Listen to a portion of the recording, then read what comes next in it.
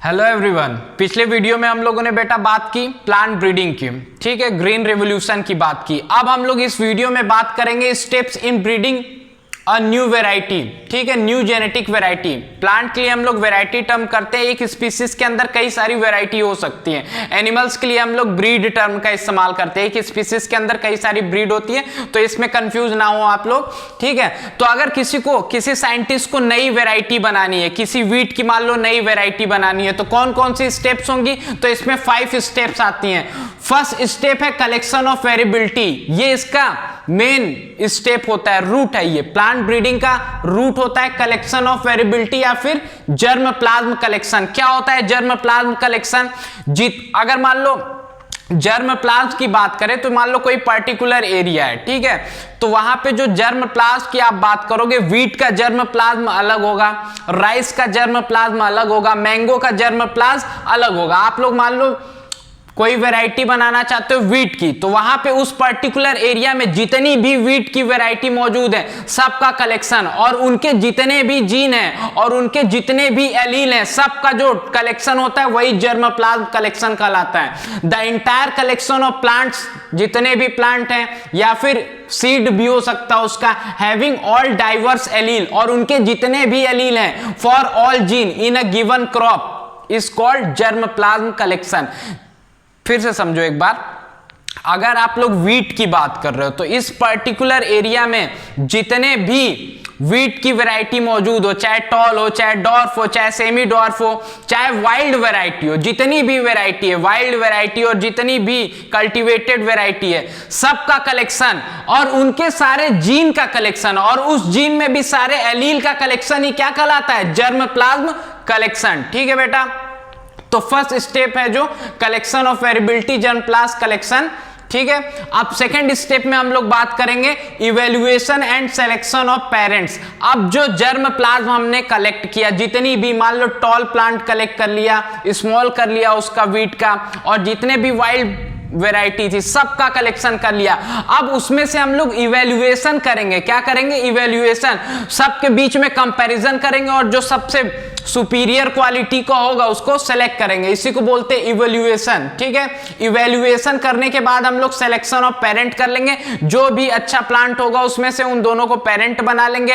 हो सकता है किसी के अंदर अच्छी क्वालिटी हो, प्रोडक्टिविटी ज्यादा हो, यील्ड ज्यादा हो, एक तो वो प्लांट सेलेक्ट कर लेंगे, या हो सकता है किसी के अंदर डिजीज रेजिस्टेंट ज्यादा हो, तो ऐसे ऐसे हम लोग 2 प्लांट सेलेक्ट कर लेंगे जिनके भी हमें कैरेक्टर अगले जनरेशन में चाहिए, ठीक है। उन दोनों का कॉम्बिनेशन, जिस भी कैरेक्टर का हमें कॉम्बिनेशन, जिस भी ट्रेट का हमें कॉम्बिनेशन अलग अगले जनरेशन में चाहिए, उन सबको हम लोग पेरेंट मान लेंगे। मान लो हो सकता है एक प्लांट के अंदर प्रोडक्टिविटी ज्यादा और दूसरे प्लांट के अंदर क्या हो? डिजीज रेजिस्टेंट हो, तो दोनों प्लांट को हम लोग उसमें से सेलेक्ट कर लेंगे। जो हमारा पूरा जर्म प्लांट था उसमें से 2 प्लांट हम सेलेक्ट करेंगे पेरेंट बनाने के लिए। हो सकता है किसी के अंदर डिजीज रेजिस्टेंट और दूसरे के अंदर प्रोडक्टिविटी ज्यादा हो। तो ये हमारी हो गई second step, evaluation and selection of parents, ठीक है बेटा। अब हम लोग थर्ड स्टेप की बात करेंगे, cross hybridisation among the selected parent. अब जो पेरेंट हम लोगों ने सेलेक्ट किया था, मान लो हमने एक पेरेंट सेलेक्ट किया था जिसकी प्रोडक्टिविटी बहुत ज्यादा हाई थी और दूसरे में डिजीज रेजिस्टेंट था। क्या था? डिजीज रेजिस्टेंट था। अब इन दोनों के बीच में हम लोग क्या करवा देंगे? क्रॉस करा देंगे, क्रॉस हाइब्रिडाइजेशन कराएंगे, दोनों के बीच में क्रॉस करा देंगे जो हम लोगों ने पेरेंट सेलेक्ट किए थे। ये हमारी थर्ड स्टेप हो गई। अब फोर्थ स्टेप में क्या करेंगे? Selection and testing of superior recombinant.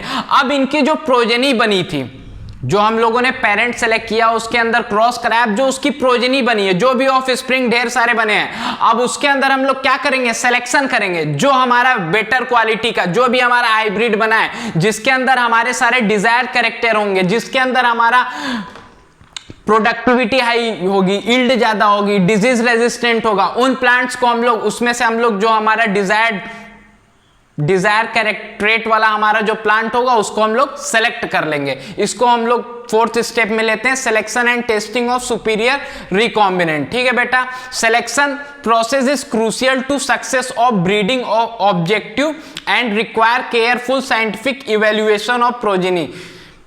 अब ध्यान देना बेटा, ये जो फोर्थ स्टेप है ये बहुत ही क्रूशियल स्टेप है, ठीक है। क्रूशियल का मतलब होता है इंपॉर्टेंट स्टेप है to success of breeding objective. जो हमारा ऑब्जेक्टिव था, जो हम चाहते थे, उसके लिए जो हमारी स्टेप है बहुत ही इंपॉर्टेंट स्टेप है, ठीक है। इसमें केयरफुल, बहुत ही अच्छे तरीके से, साइंटिफिक तरीके से इवेल्युएशन करना पड़ेगा। प्रोजेनी के अंदर जो भी ऑफ स्प्रिंग्स बने उसमें बहुत ही ध्यान से हम लोग को सेलेक्ट करना पड़ेगा अपने प्रोजेनी को, ठीक है।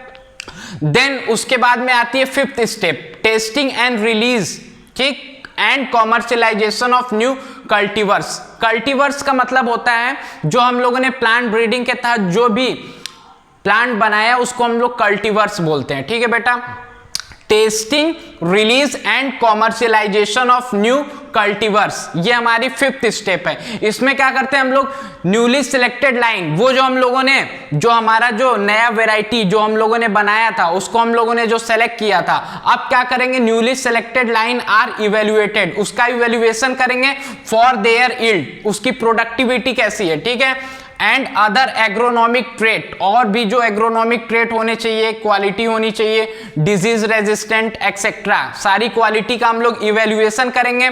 Then evaluation done by growing these in research field, फिर से हम लोग इसका इवेल्युएशन करेंगे इसको रिसर्च फील्ड के अंदर, जहां पे हम लोग का रिसर्च होता है उस फील्ड के अंदर इसको ग्रो कराएंगे, ठीक। अब रिसर्च फील्ड में जब ग्रो करा लेंगे उसको ढेर सारी कंडीशंस में ग्रो कराएंगे, अलग अलग कंडीशन में अलग अलग कंडीशन दी जाएगी। देन उसके बाद में अगर वो सक्सेसफुल रहा, अगर उसके अंदर सारी क्वालिटी है, फिर उसके बाद में हम लोग उसको ऐसे नहीं सेलेक्ट करेंगे, फिर उसके बाद हम लोग उसकी टेस्टिंग करेंगे। अब हम लोग जो टेस्टिंग करेंगे वो फार्मर फील्ड में करेंगे, जहां पे खेती होती है, ठीक है। Testing in farmer field for at least 3 growing season, ठीक है बेटा, इसका ध्यान रखना। 3 ग्रोइंग सीजन के लिए फार्मर फील्ड में जब हम लोग टेस्टिंग करते हैं, जहां पे खेती होती है एक्चुअल में, वहां पे 3 ग्रोइंग सीजन के लिए टेस्टिंग की जाती है, अलग अलग, ठीक है बेटा, अलग अलग एरिया में ले जाके हम लोग उसकी टेस्टिंग करेंगे, ठीक है। अगर सारे डिजायर कैरेक्टर हैं उसके अंदर और वहां पे मौजूद पहले से जो वैरायटी है उससे ज्यादा यील्ड है इसकी, तो वहां पे हम लोग इसको कॉमर्शियलाइजेशन कर देंगे, वहां पे हम लोग इसको उगा सकते हैं, ठीक है। तो बहुत ही सिंपल सी 5 स्टेप से इसका ध्यान रखना। फर्स्ट स्टेप है हमारा कलेक्शन ऑफ वेरिएबिलिटी, सेकेंड है evaluation and selection of parent, third step है cross hybridisation among the selected parent, दोनों में क्रॉस हाइब्रिडाइजेशन करा देंगे। ध्यान रखना है अगर यूनिसेक्सुअल फ्लावर है, ठीक है बेटा, तब तो कोई प्रॉब्लम ही नहीं है, लेकिन अगर बाइसेक्सुअल फ्लावर है इसके अंदर, ठीक है, जब हम लोग क्रॉस हाइब्रिडाइजेशन करा रहे हैं तो हम लोग फीमेल फ्लावर का इमेस्कुलेशन, बैगिंग और टैगिंग करेंगे, ये हम लोग जेनेटिक्स में पढ़े थे, ठीक है। तो अगर यूनिसेक्सुअल फ्लावर है तब तो कोई प्रॉब्लम ही नहीं है क्रॉस हाइब्रिडाइजेशन में, लेकिन अगर बाइसेक्सुअल फ्लावर है तो हम लोग इस स्टेप में क्या करेंगे, फीमेल जो फ्लावर है, ठीक है, अगर बाइसेक्सुअल फ्लावर है तो जिसको हम लोगों ने फीमेल सेलेक्ट किया है, ठीक है, तो उसमें से हम लोग इमेस्कुलेशन एंथर को हटा देंगे, बैगिंग कर देंगे, टैगिंग कर देंगे, ठीक है।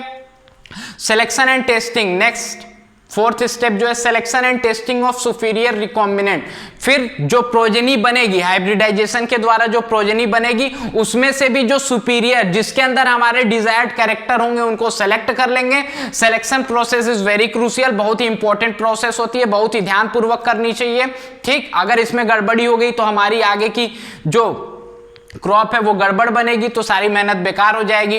Testing and release commercialisation of new cultivars, fifth step में हम लोग टेस्टिंग करते हैं, रिलीज करते हैं एंड कॉमर्शियलाइजेशन कर देते हैं, उसको व्यवसाय के लिए आगे भेज देते हैं, ठीक। Newly selected line are evaluated from their yield, ठीक है। अब जो न्यूली सेलेक्टेड लाइंस होती हैं उनकी यील्ड देखते हैं, और भी जो भी एग्रोनॉमिक इंपॉर्टेंट उसके अंदर क्वालिटी होनी चाहिए वो देखते हैं, डिजीज रेजिस्टेंट देखते हैं, डिजीज के लिए रेजिस्टेंस है कि नहीं, फिर तुरंत उसको कॉमर्शियलाइजेशन नहीं करते हो, उसका हम लोग रिसर्च फील्ड के अंदर उसको उगा के अलग अलग कंडीशन देते हैं, फिर अगर वो उसमें पास हो जाता है देन उसके बाद हम लोग फार्मर फील्ड में, जहां पे एक्चुअल में खेती होती है, वहां पे एटलीस्ट 3 ग्रोइंग सीजन तक हम लोग क्या करते हैं, उसको ग्रो करके देखते हैं, अलग अलग क्लाइमेटिक कंडीशन में, इंडिया के अलग अलग एग्रो क्लाइमेटिक कंडीशन में उसको उगाते हैं। अगर वो वहां के लोकल वेराइटी से ज्यादा यील्ड दे रहा है तो हम लोग वहां पे उसका कॉमर्शियलाइजेशन कर देते हैं। तो 5 स्टेप थी बेटा, इसको ध्यान रख लेना। यहाँ पे आप लोग जर्म प्लाज्म कलेक्शन का ध्यान देना, entire collection of plant and seed, जितने भी वैरायटी पाई जा रही है वहां पे प्लांट्स की, ठीक है, या फिर उसके सीड की, और उनके सारे एलील और जितने भी जीन है उनके सारे एलील का ही कलेक्शन क्या कहलाता है, जर्म प्लाज्म कलेक्शन। तो इसको आप लोग ध्यान से देख लेना बेटा, बहुत जितना आप लोग टफ समझते हो उतना टफ है नहीं, कुछ नहीं है इसमें। 1-2 बार इसको देखना, नहीं समझ में आया तो वीडियो को रिपीट कर लेना, आप लोग को समझ में आ जाएगा। नेक्स्ट अब हम लोग अगले लेक्चर में बात करेंगे। थैंक यू बेटा।